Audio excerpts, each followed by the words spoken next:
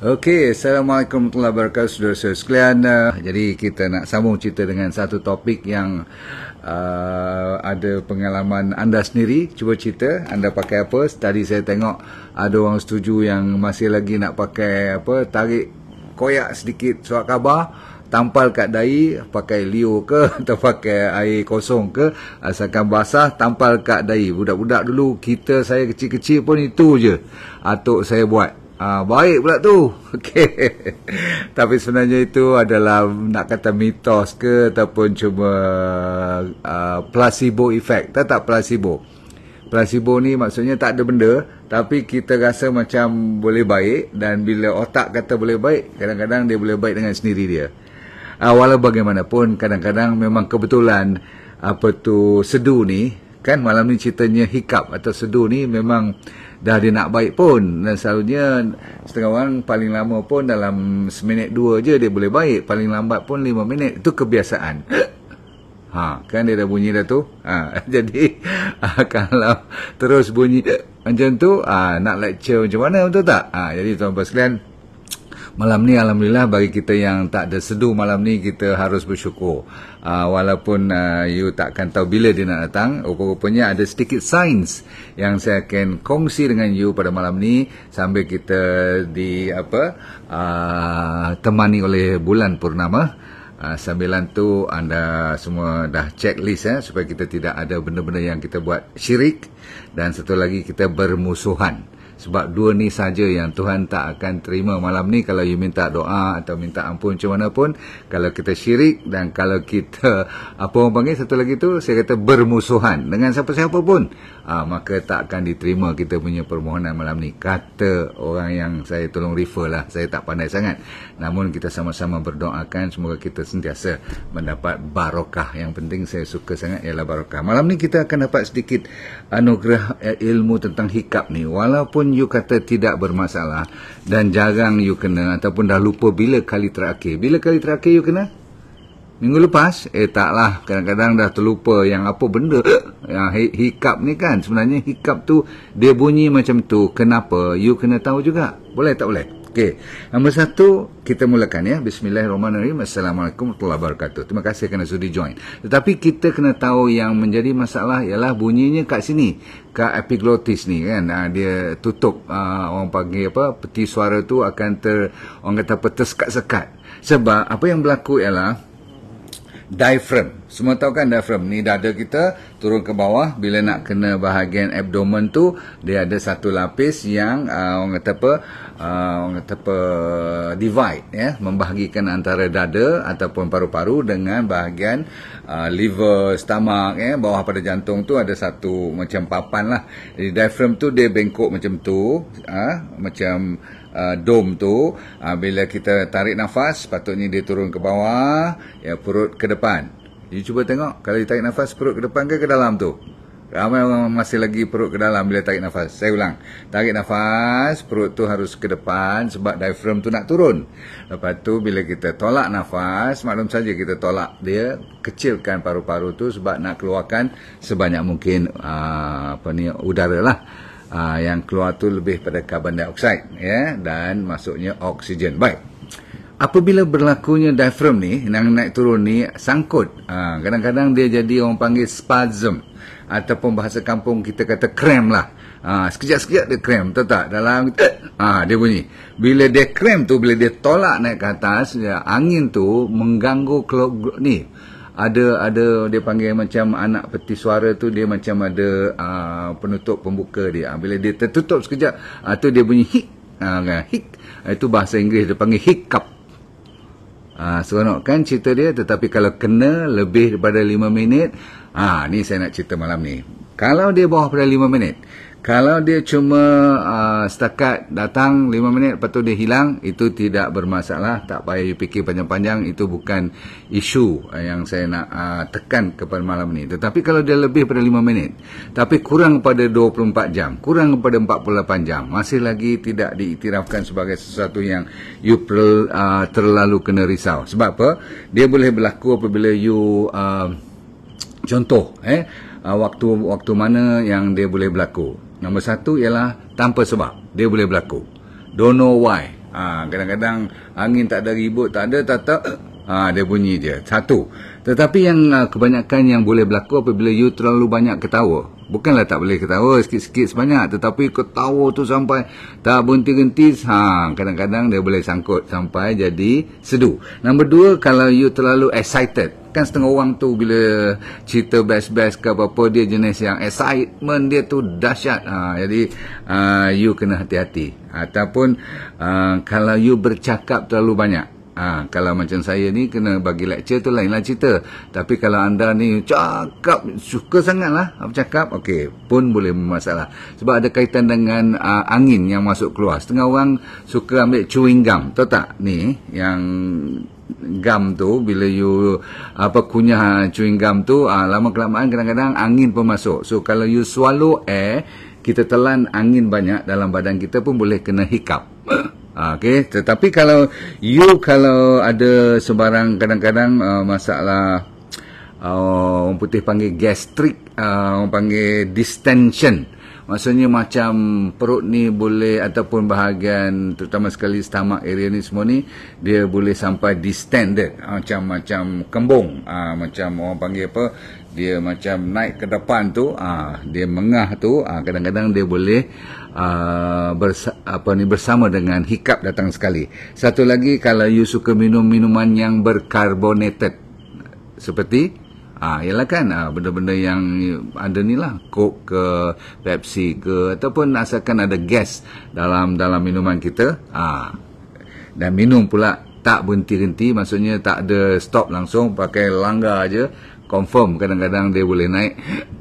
Tu kalau sikit tak apa kan. So ada lagi, kalau saya nak cerita pada you, orang yang ada GERD, senang kena ni.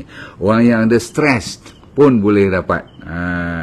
Dan ada juga orang cerita tentang kalau ada masalah sakit-sakit telinga, ada infection di bawah bahagian diaphragm ni, itu dah mula masuk lebih daripada 48 jam. You mesti heran, macam mana orang boleh sampai sedu lebih daripada 2-3 hari ni? Betul, boleh. Saya ada pengalaman sendiri. Sebab jiran saya dahulu, tak usah sebutlah nama apa pun, tetapi dia panggil saya pukul 2 pagi. You bayangkan, sebab dia tahu saya doktor lah. Kononnya doktor boleh rawat semua penyakit. Tak semestinya. Sebab kalau kita tak tahu cerita tentang hiccup ni, nampak macam sikit je, takat sini je bunyi kan. Tapi kalau you lebih daripada, saya kata berapa jam tadi, sampai pukul 2 pagi pun tak boleh tidur, memang tak boleh tidur kalau you kena hiccup. Kena sedu, you cuba tidur tengok.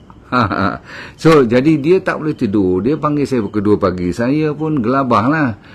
Takkanlah nak pakai dah dewasa ni nak bubuh calit surat khabar lagi letak kat dahi tu. Tapi sebenarnya hari tu, ni cerita lama ni, masa saya muda-muda dulu, baru jadi doktor, tak tahu apa nak buat, aku tarik juga, koyak surat khabar, minta kat dia punya orang rumah dia tu tampal bubuh air kosong lah, tak bubuh lah air lidah saya kan. Jadi dia buat apa, masih lagi dia hiccup. Dia apa nak buat ni, rupanya sampai dua-dua terlena, dah terlentuk, dah letih, dia pun mengantuk, saya mengantuk, entah macam mana terlena. Dalam lena tu dia boleh lega. Nasib baiklah tak sampai 48 jam, tapi dekat sehari dia kata dia dah hiccup. Sehari pun dah letih lesu. You bayangkan ada orang sampai 2-3 hari, tetapi ada orang malam ni saya nak fokus kepada yang sampai sebulan 2 ni. Ada yang lebih daripada seminggu sampai sebulan, dan ada yang lebih daripada sebulan pun ada hiccup. Macam you mesti tak terfikir benda ni boleh berlaku. Tapi Tuhan tu kan dia maha kaya. Kalau dia nak bagi penyakit-penyakit yang pelik-pelik, you bayangkan ada orang hiccup sampai bertahun. Macam bolehkah kita tahan? Rupanya yang lebih daripada sebulan 2 ni, you tak ada choice. Mesti doktor punya kes, bukan kita nak boleh cerita malam ni. Namun, apa antara sebab-sebab yang sampai boleh lama begitu? Rupanya penyakit yang seserius, siapa tahu? Cepat. Kanser. Penyakit kanser, ataupun penyakit orang tengah rawatan kanser yang kena kemoterapi, faham tak? Orang yang kena batuk banyak-banyak, yang dah ada infection, tahu tak? Ada sampai ada nanah dan sebagainya. Dan infection tu pula dekat dengan you punya diaphragm dan mengganggu you punya phrenic nerve. Ada satu nerve nama phrenic nerve, yang kalau nerve tu saraf terganggu, dia datang daripada otak tu, turun sampai jadi nerve tu semua. Phrenic nerve ni kalau berlaku cramp ataupun spasm ni dia bila diaphragm tu jadi macam keras, dia tendang naik, bunyi balik. So jaga baik. Ada orang yang ada masalah sakit stroke pun boleh ada hikap, ada orang yang ada diabetes ataupun ada masalah penyakit satu lagi buah pinggang boleh dapat hikap. Heran jadi yang siapa tengah ambil steroid seperti dexamethasone terkenal sangat dan menyebabkan hikap, salah satu daripada kesan sampingannya. Dan sebab tu orang yang ambil dexamethasone sebab penyakit lain, bukan penyakit hikap. Tapi bila hikap tu datang, you kena tukar kepada contoh methylprednisolone. Ni doktor tahulah, anda tak perlu ambil hirau, cuma you kena bagi tahu doktor, saya tengah ambil ubat steroid ni. Doktor boleh takkanlah nak suruh tukar pula. Doktor tu harus tahu nak tukar tak tukar, sebab hikap adalah antara side effect. Baik, sekarang saya nak bagi cara untuk kita cuba menyelesaikan masalah. Yang paling mula you boleh cuba. Ready? Saya bagi 10 Ramai yang telah mendapat manfaat dari DND 369 Sacha Inchi Oil. Pastikan DND 369 Sacha Inchi Oil yang original hanya dari DND. Dapatkan daripada dropship sah DND. Nombor 1 ialah cuba tahan nafas. Tarik. Tahan sepanjang mungkin. Janganlah sampai biru muka pula kan. So you pun kena masuk akal jugalah. Tapi tahan, buat 4-5 kali pun tak apa. Sebab apa? Kita nombor 1, kebanyakan daripada yang kena hikap ni, dia tak cukup carbon dioxide. Maksudnya kemungkinan besar ada sesuatu yang berlaku carbon dioxide dalam badan dia. Rupanya carbon dioxide ni tak elok, tak bagus, nakal, jahat semua. Tetapi kalau tak cukup pun kita tak boleh bernafas dengan baik. So nombor 1, hold your breath. Simpan, tahan you punya pernafasan. Boleh? Kalau itu dah baik, alhamdulillah. Nombor 1. Nombor 2, you boleh, ni saya nak tunjuk ni. Boleh saya demonstrasi sikit. Minum air terbalik. Maksudnya macam ni. Saya sendiri baru praktis lah. Dulu-dulu tak kerti pula. Tak diajar buat macam ni. Katakan air. Tengok saya pegang ni, air ni. Lepas tu you selalu minum berdepan kan, betul tak? Sekarang saya kata minum terbalik. Terbalik maksudnya bukan terbalikkan gelas ni. Instead of daripada minum kat depan ni, you minum kat belakang sana. Macam mana you nak minum bukan kat biasa, kebiasaan depan ni, tapi you kena minum kat sana. Air tu pun biar hampir-hampir dekat nak penuh, sebab nanti you kalau tak penuh, you kena tunggang teruk kepala you nanti. Sebab apa? Instead of minum macam ni, nampak ni? Di sisi, nampak? You kena minum kat depan ni. Maksudnya terbalik ke belah sana. Minum daripada depan ni, nampak ni? Lepas tu tunggang sikit air tu, sebab tu air tu kena penuh. Lepas tu you tunduk sampai air tu masuk dalam, hati-hati nanti masuk, setengah orang masuk ke hidung pula tu. Tapi boleh, saya dah praktis ni, dia boleh masuk. Lagi sekali saya ulang, jangan minum kot sini, minum kot belah sana. Dan sambil minum tu, tunggang elok-elok, air tu jangan bagi tumpah masuk ke dalam macam kita minum biasa. Cara ni dia ada kaitan untuk menghindar daripada hikap tadi, sedu tu berterusan. Dia ada kaitan dengan bila you terbalik, muka you tertunduk macam tu, macam tertungging tu sikit, you boleh menghindar daripada berlarutnya hikap. Kalau dia tidak masalah kanser semualah kan, cuma disebabkan oleh involuntary, you tak boleh kontrol, maka you nak lawan dia balik, itu caranya. Okey, nombor 2. Jadi ada kaitan pula, setengah orang kata, dok, kalau macam tu saya tak minum tapi saya tungging kepala, tetapi tak minum apa, boleh tak? Maksudnya saya pergi kat tepi dinding, jaga baik-baik ni orang dewasa, jangan buat sendiri-sendiri. Kalau anak tak ada sebelah semua, suruh dia pegang elok. Kalau you nak tungging kepala ke bawah, kaki ke atas, boleh. Nak bagi hilang sekejap, ada orang buat macam tu.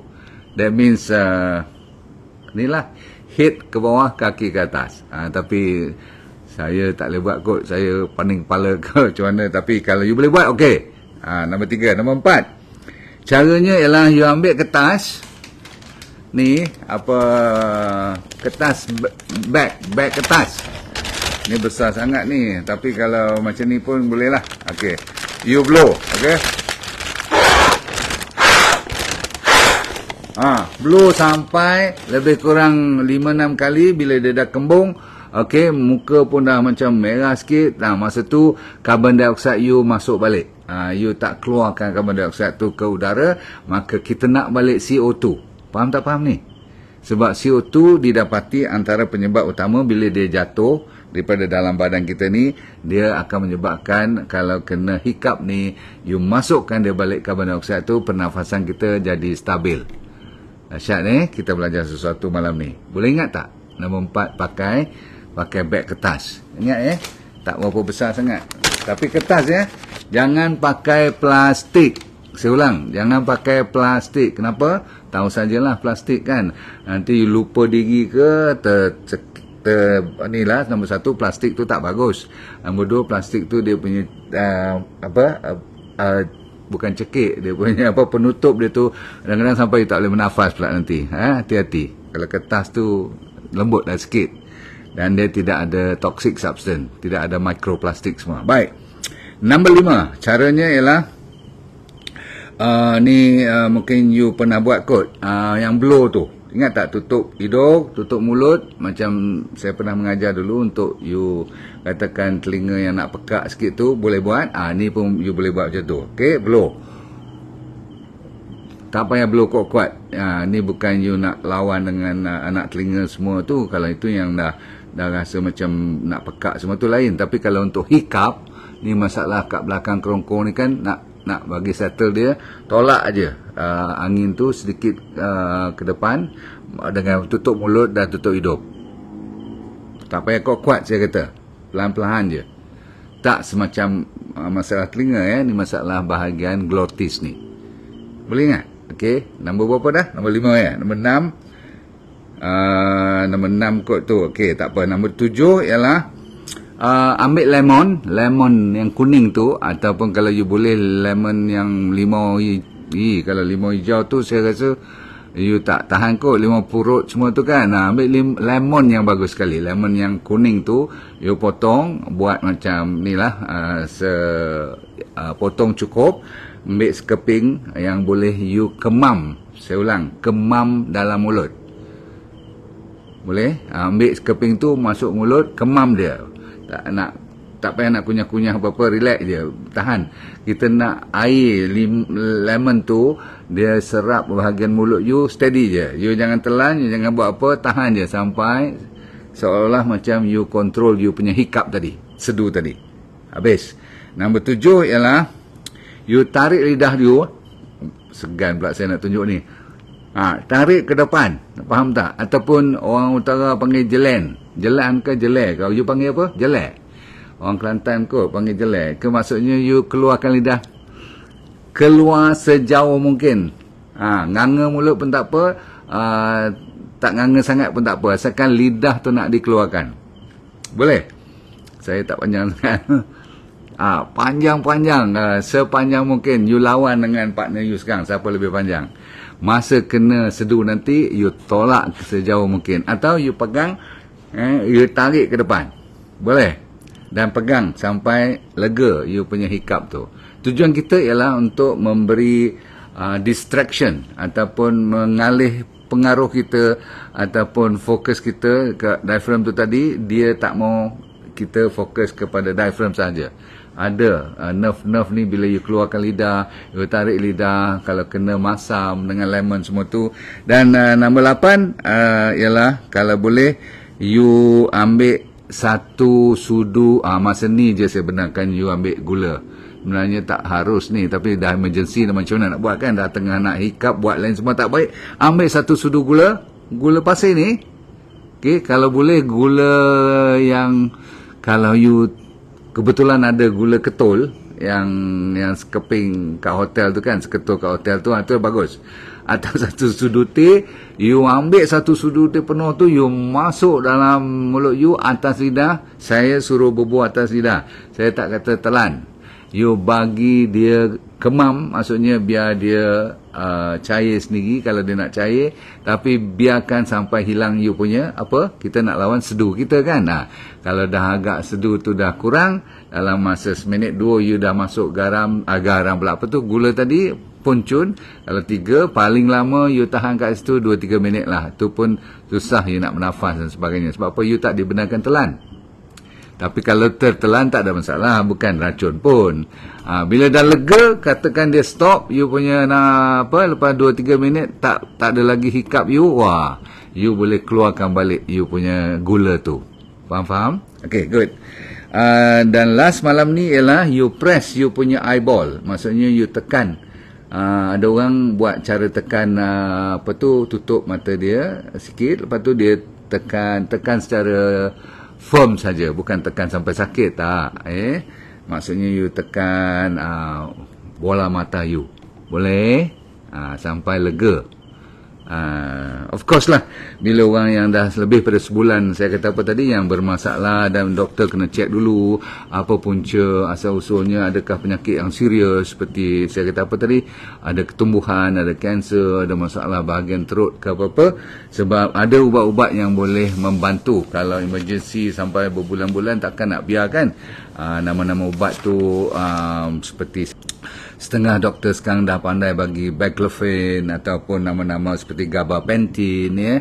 Kalau tak boleh, ada lagi nama seperti metachloropromide, apa tu, ada lagi nama-nama saya pun tak pernah pakai ni, chlorpromazine, kan.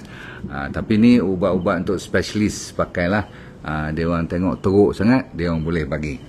Namun bagi saya, buat yang natural dahulu, jaga diet balik. Diet tetap, D&D diet, air, garam, buah-buahan semua teruskan, ya. Sambil makan tu kalau bunyi ke ataupun dia hiccup sikit ke apa-apa lagi, tak apa, you sambung je, cukup, ya. Jadi malam ni saya kira 90% ke atas tidak bermasalah, kalaupun kena sedu. Tapi yang 5-10% tu, saya dah kata apa tadi, jangan melawak. Sebab ada petanda-petanda yang kalau dia tak mau stop, ada cerita lain. Kita doakan semoga you tak kenalah benda-benda ni semua.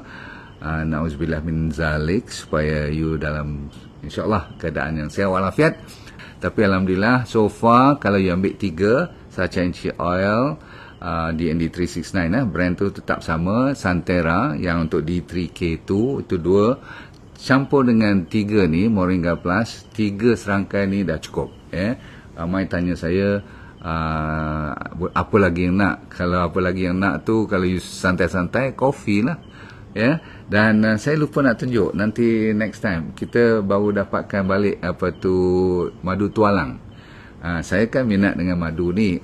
Nanti tak lama lagi saya cerita balik. Sebab kalau you dapat yang sedap-sedap betul. Sebab dia bertukar. Setiap 2-3 bulan ada bunga lain, kan. Ada pokok yang lain dia jumpa. Orang-orang yang pergi panjat ni, Masya Allah, dia cerita kat you tak sanggup dengar. Sakit, kena gigit, kena nilah tu. Allah ya Rabbi. Okey, apapun yang penting jangan dapat daripada skema. Itu saja. Lain pada tu, malam ni saya nak habiskan dengan doa. Dunia bahagia, akhirat syurga, betul? Dan senyum-senyum sokmo, jangan lupa.